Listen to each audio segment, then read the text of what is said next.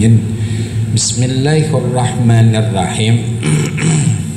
Wa antaral khufatal urata ri'a asa'i yatatawaluna fil bunyan, yakni yasirul asafil kal muluk. Hadirin wal hadirat rahimakumullah. Kita masih membahas kitab Syarah Irsyadul Ibad ila Sabilir Rasyad karangan Syekh Zainuddin bin Abdul Aziz bin Zainuddin Al-Malyabari, masih berkenan tentang babul iman. Yang belum niat i'tikaf, tolong niat i'tikaf di dalam hati dengan ucapan Bismillahirrahmanirrahim. Aku niat i'tikaf selama berada di masjid ini sunnah karena Allah Ta'ala.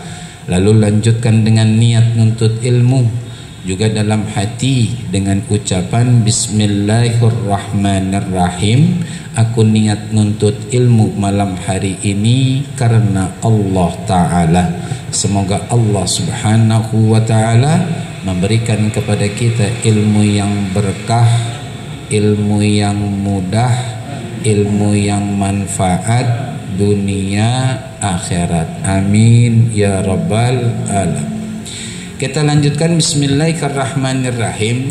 Hadirin wal hadirat rahimakumullah. Ini masih berkenaan pertanyaan dari seorang laki-laki kepada baginda Nabi besar Muhammad sallallahu alaihi wasallam. Yang akhir dari pertanyaan laki-laki ini adalah Ya Muhammadu akhbirni an amaratiha. Wahai Muhammad, bahasa laki-laki ini, bukan bahasa kita, bahasa beliau kepada baginda Nabi besar Muhammad sallallahu alaihi wasallam. Wahai Muhammad, kalau memang begitu, tolong kasih tahu kepadaku tanda-tanda akan datangnya hari kiamat. Kata baginda Rasul sallallahu alaihi wasallam adalah antalidal amatu rabbataha wa antaral khufatal urata ri'a asya'i yatatawaluna fil bunyan. Bahasa kitanya hadirin wal hadirat rahimakumullah, tanda-tanda kiamat besar, hancurnya alam semesta, banyak anak yang menjadikan mohon maaf orang tuanya seperti pembantu, dan banyak orang-orang yang telanjang kaki, telanjang badan. Beliau-beliau berlomba-lomba untuk membangun rumahnya megah-megah dan bertingkat. Hadirin wal hadirat rahimakumullah, ini menandakan bahwasanya orang itu, seluruh manusia nih ya, itu semuanya sebenarnya udah jadi orang kaya dari Allah kalau dia paham nikmat Allah. Tapi kalau dia nggak paham nikmat Allah, dia akan selalu merasa orang yang paling miskin dan orang yang nggak punya. Apalagi kita muslimah mestinya paham bahwasanya kita ini diciptakan oleh Allah. Kalau kita kenal diri kita, kita kenal nikmat Allah, kita bisa jadi orang kaya melebihi orang yang paling kaya di dunia dengan kacamata agama. Makanya beliau-beliau ini yang digambarkan oleh baginda Rasul sebagai salah satu tanda akan datangnya hari kiamat, nggak peduli itu. Yang penting punya tempat tinggal mewah dan bertingkat. Masalah judul bekal besok di akhirat, belakangan, nggak begitu penting. Yang penting pamer dulu, yang penting kelihatan dulu. Ini keliru. Sebab dulu hadirin wal hadirat rahimakumullah, ada para sahabat mengatakan kepada baginda Nabi besar Muhammad sallallahu alaihi wasallam, ya Rasulullah, dhahaba ahlud duthur bil ujur. Telah berangkat orang-orang kaya dengan pahala-pahala berlimpah dari Allah Subhanahu wa taala. Yasumuna kama nasumun. Mereka puasa sebagaimana kita puasa. Yusalluna kama nusalli. Mereka pun sholat sebagaimana kami sholat. Tapi mereka sedekah dengan kelebihan harta mereka. Nah, kita pakai apaan ya Rasulullah? Kata baginda Rasul, bukankah setiap kebaikan itu bernilai sedekah? untuk baginda Rasul ini ngajarin kepada beliau-beliau saat itu, ente pun bisa jadi orang kaya saudara, kalau paham siapa ente dan paham nikmat Allah itu begitu luas dan bertabur buat kita umat Islam. Cuman kitanya aja nggak mau kenalan, cuman kita aja nggak mau memanfaatkan, cenderung kita bawa senang-senang. Maka ketika dapat satu ujian yang kita rasakan kagak enak, kita merasa nggak senang. Maaf, keliru. Untuk kita orang Islam nyarinya tenang, bukan senang. Kalau tenang nyebar ke seluruh tubuh, dan itu Allah yang jamin. Tapi kalau senang, habis saja yang kita pengenin, selesai juga udah. Kan tubuh kita lengkap nih, tubuh kita lengkap. Makanya maaf, bukan nggak boleh dalam Islam bangun rumah mewah dan megah, tapi kira-kira sanggup gak ntar ditanya ame Allah.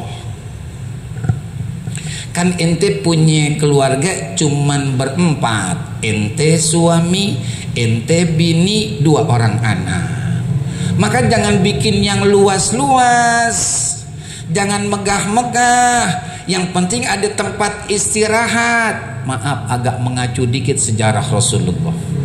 Baginda Rasul sallallahu alaihi wasallam boro-boro judulnya keramik, plesteran aja enggak lantai rumah beliau, asli tanah gitu. Dan balik beliau itu sangat sederhana. Tatakannya tikar yang enggak utuh, tapi beliau bisa mengucapkan dengan lisan mulia beliau, baiti. Ada nggak orang kaya bisa berucap begitu? Ini Rasulullah ngajarin kita, kenali diri, ente paham dan kenal pasti Allah. Dan Allah tidak akan pernah untuk memberhentikan nikmatnya, dan Allah pengen kita bagaimana cara menyikapinya. Bukan dengan kita bermewah-mewah urusan dunia. Kan baginda Rasul pernah menyatakan, ad-dunya mal'unatun, mal'unun ma fiha illa dzikrullah wa ma walah wa aliman au muta'alliman au kama qala Rasulullah sallallahu alaihi wasallam. Dunia ini terlaknat, kata baginda Rasul. Apa sih syukron terlaknat? Orang yang di tempat yang dijauhkan dari rahmat Allah, nggak dapat kasih sayang Allah, dan apapun yang ada di dalamnya, kata baginda Rasul, illa kecuali orang yang mengingat Allah. Selamat diri itu, selamat. Dan yang berikutnya kata baginda Rasul, wa aliman au muta'alliman, orang yang ngajar dan orang yang belajar. Maka di lain hadis kata baginda Rasul, sebaik-baik manusia adalah manusia yang berjalan di atas bumi ini dalam rangka mengajarkan kebaikan-kebaikan kepada Allah. Guru-guru kita itu. Ini yang kita ambil, dan beruntung nih, alhamdulillah kita bersyukurlah. Allah kasih ingat, Allah kasih taufik, Allah kasih hidayah, kita berangkat. Maka antara sebelum maghrib sampai nanti lepas isya, kita nggak termasuk yang dilaknat oleh Allah Subhanahu wa taala. Walaupun kita ada di dunia. Enggak, emang apa? Tadi hadis baginda Rasul, di antara yang tidak dilaknat oleh Allah walaupun ada di dunia adalah aliman au muta'alliman, orang yang ngajar dan orang yang belajar. Itu yang harus kita ambil. Kalau masalah tidur, kita udah nggak ngeliat tempat, saudara. Kalau udah ngantuk, blek, nggak lihat judul mewah, enggaknya. Yang kudu kita pikirin besok di kuburan, tidurnya bagaimana? Saya ngajak diri saya nih, kalau sekarang sebagus apapun kita punya tempat tinggal, kita tinggal, saudara. Nggak selamanya kita ada di situ. Ayo coba-coba. ibu nih mohon izin suaminya meninggal, kasurnya leks, AC, aroma wanginya top, lantainya granit, suami meninggal, mau disimpan 2 hari? Mau gak? Nggak mau. Secinta apapun ibu, maaf ya bu, bohong kalau mau. Laki juga begitu. Secantik apapun bini kita, kalau dia udah meninggal cepetan kuburin. Nah buat apa nih balik yang bagus, puluhan juta harganya, buat apaan? Nggak guna udah sama kita. Yang kudu kita pikirin kuburan, yang kita tidur di situ sendirian, nggak ada temennya. Kira-kira kepikiran nggak? Wallahu a'lam bishawab dah. Bukan bangun bangunan yang bersifat duniawi, yang menonjol di tengah-tengah orang yang ada di sekitar kita. Itu pada dasarnya fana, saudara. Sementara doang. Sementara doang. Tadi abis haul guraim seturuan, khatam Quran ame maulid, dapat telepon. San, iya, bisa nggak ngisi acara di Pekayon? Jam berapa ustazah? Abis zohor. Iya dah, insya Allah. Tolong di Sherlock ya. Singkat cerita saya berangkat. Itu singkat cerita saya berangkat. Di situ ternyata ada satu tempat yang cakep menurut saya, persis banget kayak masjid, kayak musola. Saya nanya, ini majlis taklim, ini masjid musola? Bukan Pak Ustadz, ini adalah tempat dokter waktu untuk ngobatin stroke. Dokternya meninggal, sisa itu doang. Kebayang nggak begitu? Makanya ketika baginda Rasul lewat di satu tempat, ada sahabat lagi bangun rumah. Rasulullah nanya, Fulan bin Fulan, iya ya, lagi ngapain? Lagi bangun rumah. Ajal buat ente lebih cepat ketimbang selesainya rumah ente.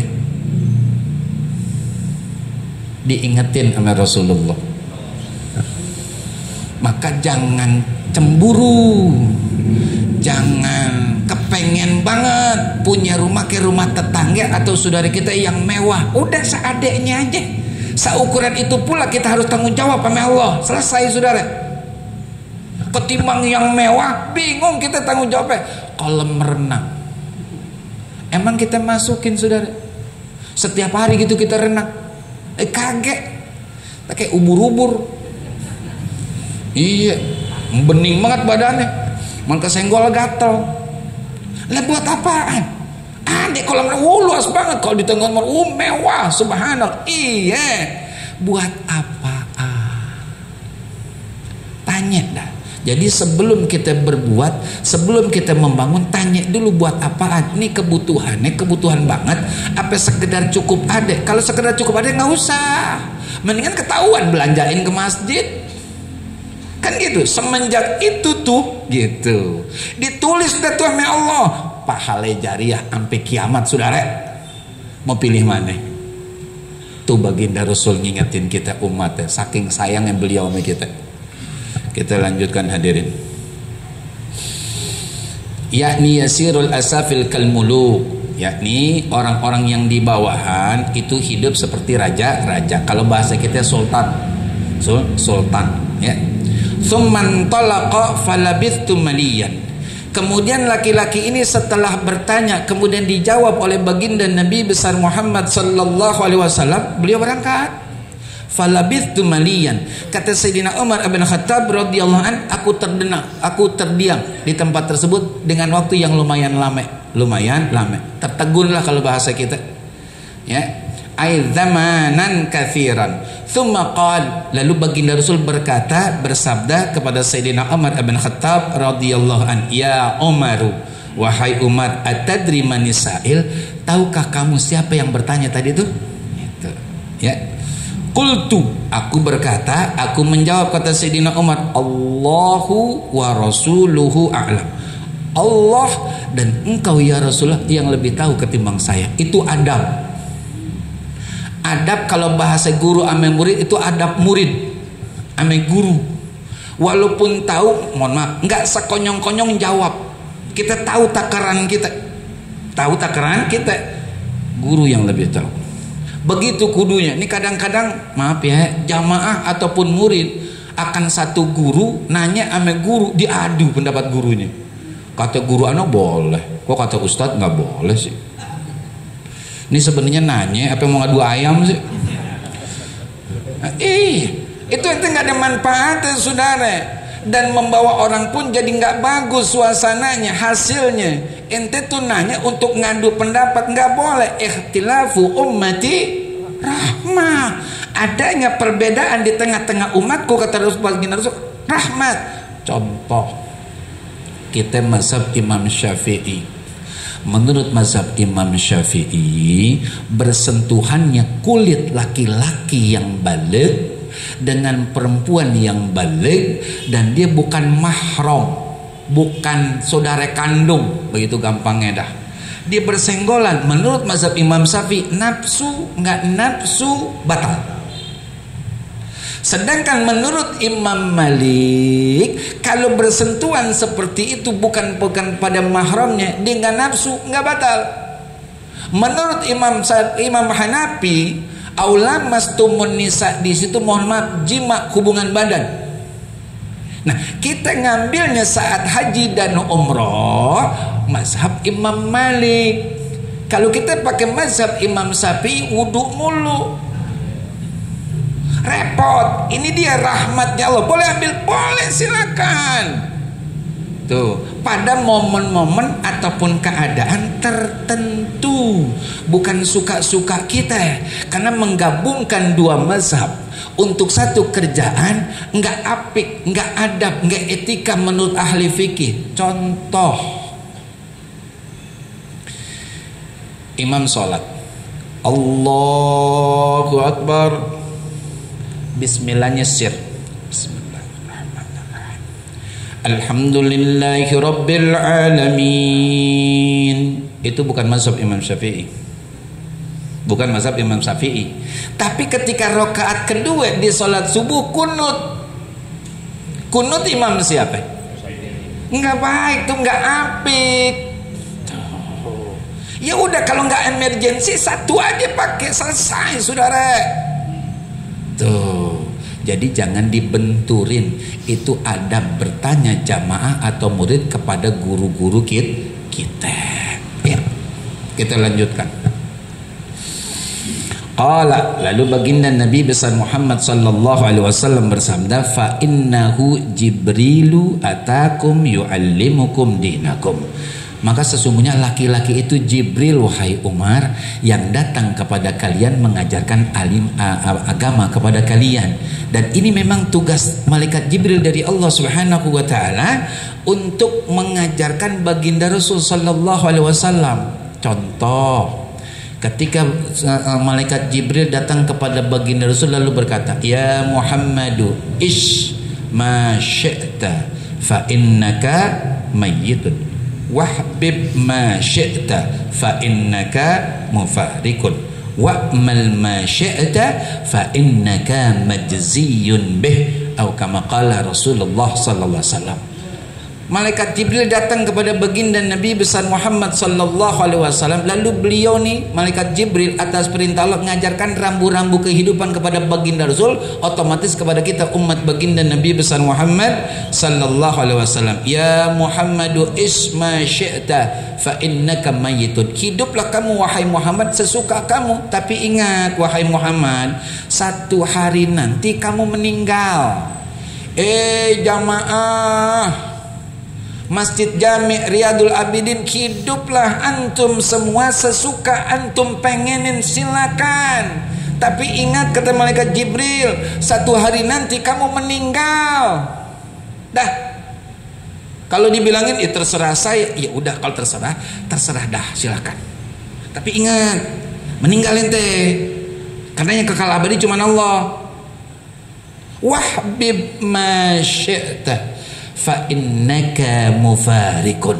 Wahai Muhammad, cintai apa dan siapa yang kamu pengen cintai. Tapi ingat wahai Muhammad, satu hari nanti bisa jadi dia berpisah dengan kamu atau kamu berpisah dengan dia.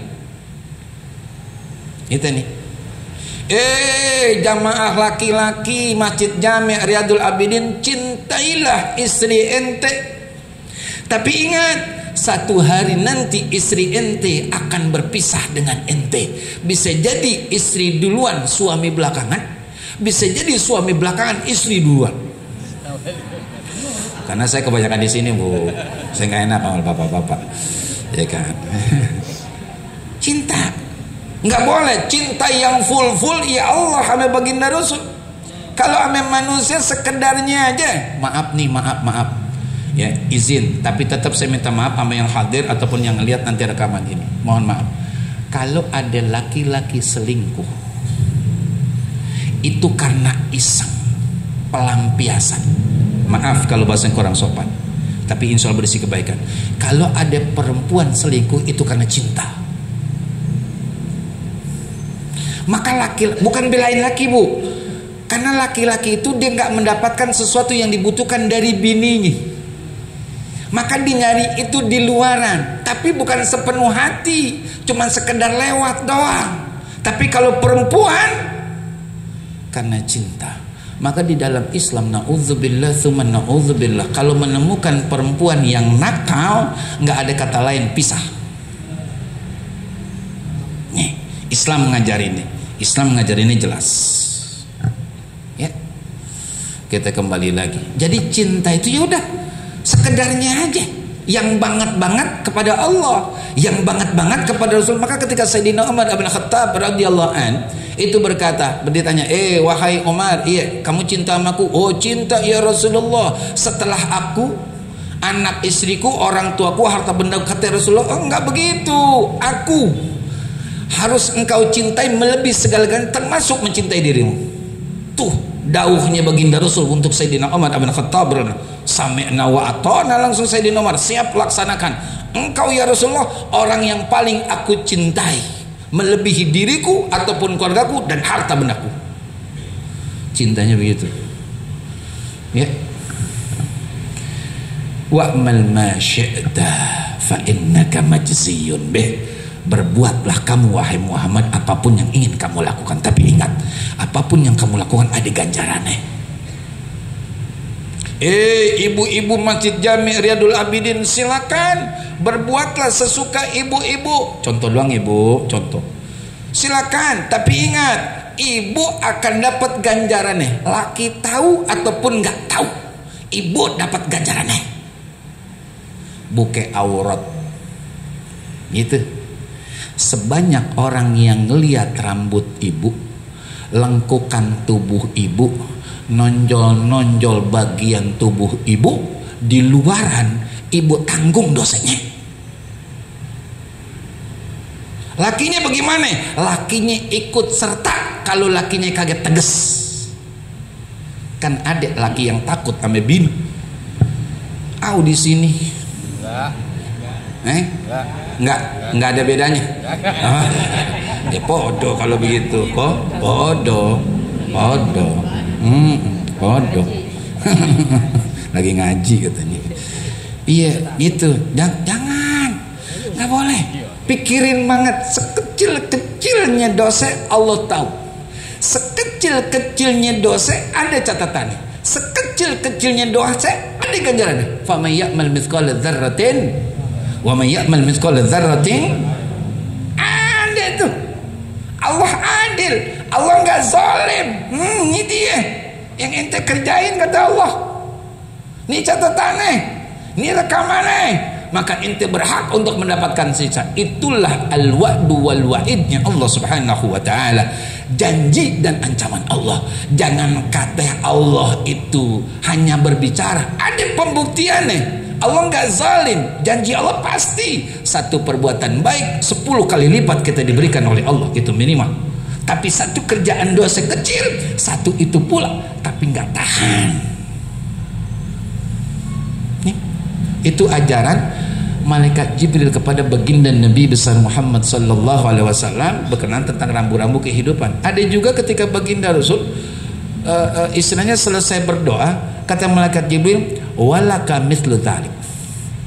Wahai Muhammad, kalau bahasa kita, apapun yang kamu doakan buat orang lain, kamu dapat yang sama.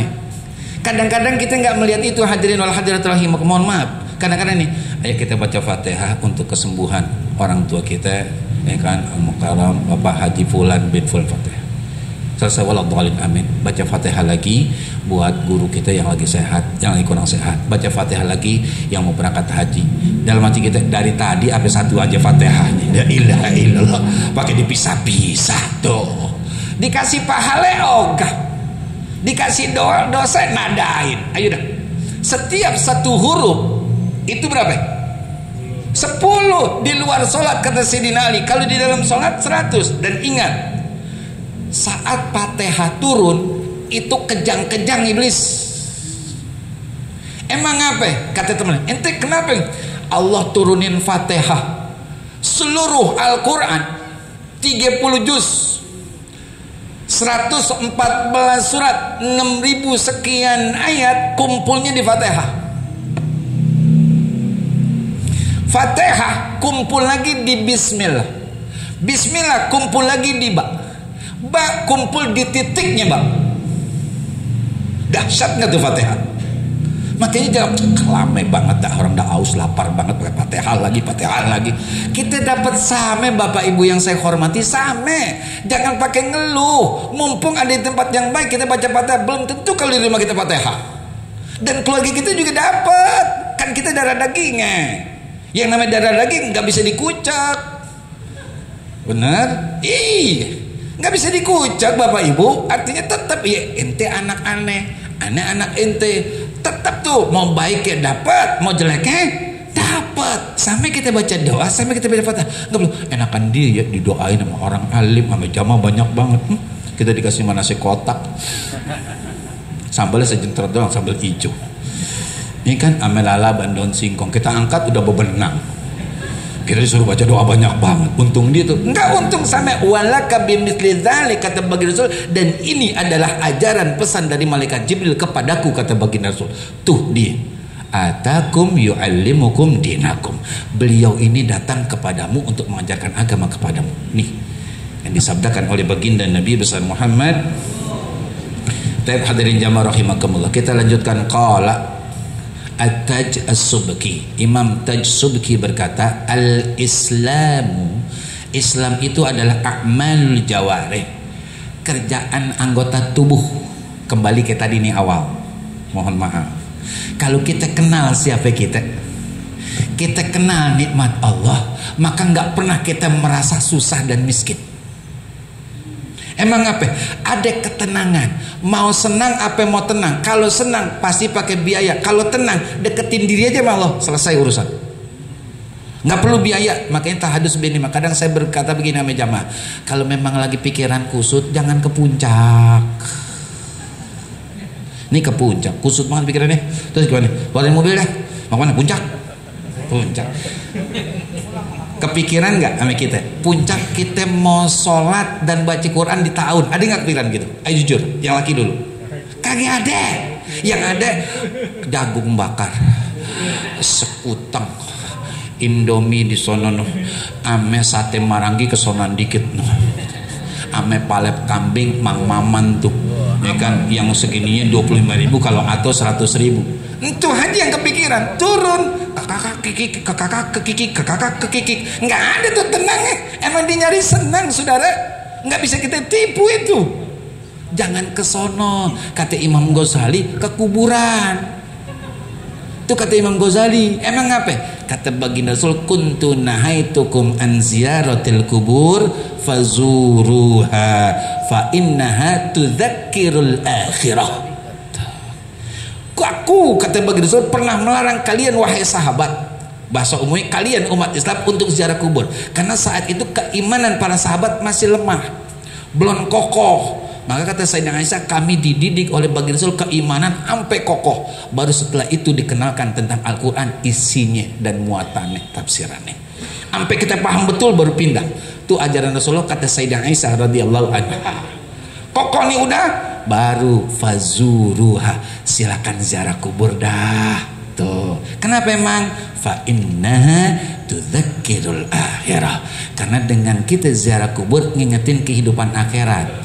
Kita ditegesin nih oleh kuburan, ente nih habis dari sini nih ente mati, habis dari sini ente ada hidup lagi itu. Walaupun itu jenazah dan orang yang ada dalam kubur nggak ngomong, cuman itu nasihat efektif kata baginda Rasul. Somitan, dia diem aja. Tapi kalau kita gali itu besar manfaatnya.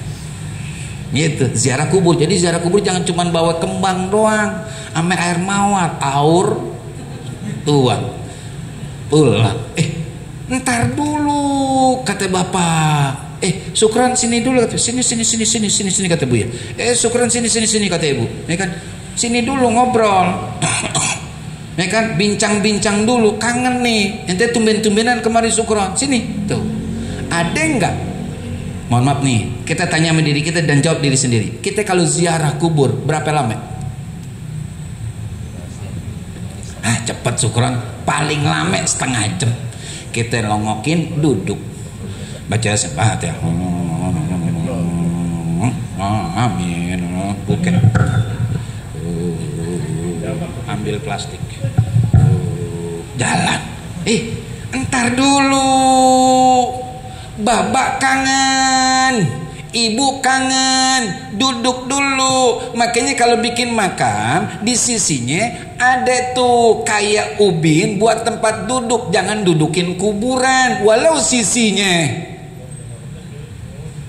Gitu, duduk di situ ngobrol lah ya, bla bla bla bla bla bla bla bla bla bla bla bla. Gitu, beliau dengar, cuman suara beliau nggak kedengeran. Kan begitu ngobrol kita. Kalau kita pakai iman, ini nggak pakai logika nih, pakai iman. Kalau kita pakai iman, pulang enak, anteng dah dada kita. Emang apa? Kita udah berlepas. Cerita ngelepas kangen. Ayah ibu kita alhamdulillah udah ketemu. Kalau ibarat kata boleh nongol, beliau akan meluk kita. Cuman memang gak bisa nongol. Cuman dengan begitu rasa kita jadi nyaman. Alhamdulillah bisa ziarah. Udah. Pulang ya bu ya. Assalamualaikum. Waalaikumsalam. Maaf ya, maaf. Nggak ada niatan. Saya bacain dah tuh. Afdhalu ma qultu ana wan nabiyuna min qabli amma salawat. Karena kecipratan selawat aja diringanin siksanya. Bagaimana kita tujuin? Maaf nih, ngajinya daleman dikit. Jangan buru-buru selesai. Biar genah kita dapat ilmunya. Kalau cuma sekedar lewat, mohon maaf ya, nggak ada perubahan saudara. Omong kita berangkat juga segen-segenan ke majelis taklim. Ngajinya cuma begitu doang, nggak berubah. Ngaji daleman dikit, niatnya ikhlas, belajarnya sungguh-sungguh. Masalah dapat nggak dapat kita udah salah, kita pasrahkan kepada Allah. Gitu. Jadi semuanya enak, sempurna, insya. Kata baginda Rasul, kata Imam At-Tajsubki, a'malul jawarih, Islam itu perbuatan anggota tubuh. Belum bisa ya? Belum. Anggota tubuh nih. Yuk dah, kita periksain sekarang. Mau yang laki kek, mau yang perempuan. Dari atas kepala kita nih rambut kita. Gitu. Kira-kira kita udah singkap belum nih bagi yang laki-laki. Jangan sampai nutupin jidat. Kalaupun pakai peci, pecinya jangan sampai alis. Saking rapinya tutup semuanya. Tutup semuanya. Tadi saya sholat tuh di saf kedua kalau nggak salah, depan saya ada yang sholat laki-laki, kelihatan kantongan pistolnya kelihatan, ditutupin begini. Kita mau bilangin takut nggak tepat, kita nggak bilangin dia udah batal sholatnya.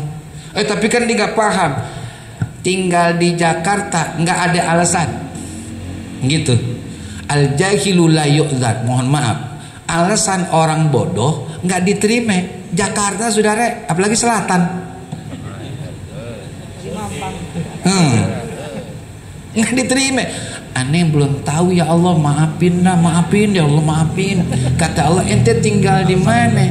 Bangka mana? Bangkaraya, kan? Berapa jarak ke Riyadul Abidin? Ya 3-4 langkah dan ya. Kata malaikat, udah gubrak jahat tuh ke neraka. Nih, gitu. Hati-hati, amal jawareh. kerjaan anggota tubuh. Makanya tolong dikontrol tubuh kita, anggota kita rapi. Rasulullah tuh ganteng, ibarat kata bulan, setengahnya tuh Rasulullah, seperapat itu Nabi Yunus, seperapatnya lagi dibagi-bagi sama kita. Malum dah begini jadinya. Harus dibagi-bagi. Ya seperempat sekian triliun manusia. Ya begini dah. Ya, yang kebetulan pas banget cakep ditaruhnya alhamdulillah. Cuman kalau yang jelek jangan kumpul sama yang cakep, ketarik. Gitu. Tuh Rasulullah ketika beliau kedatangan tamu, mau kumpul sama orang banyak, mau sholat jamaah, dandan lagi Rasulullah. Kalau kita kan maaf kita umum bukan di sini, ganteng kaget. Ke masjid, rambut udah pakai sarung dewang sini ini. La ilaha illallah. Sebelum pakai peci, kang jengkol, miring. Enggak begitu, rapi. Tubuh kita nih biar ada nilai pahalanya. Karena sholat itu adalah ibadah badaniyah. Badan kita nih, kalau kita udah bener cakep kita penampilannya, cakep wudhu kita, cakep hati kita, itu semuanya udah rekan ibadah sama Allah. 17 rakaat, 5 waktu, 34 kali sujud, 1 kali sujud kata baginda Rasul, diangkat kita derajatnya. Itu kalau sholat sendiri. Kalau sholat bareng-bareng, dahsyat tuh. A'malul jawarih, kerjaan anggota tubuh kita. Hadirin jamaah rahimakumullah, sudah bel. Jadi kita baca Fatihah.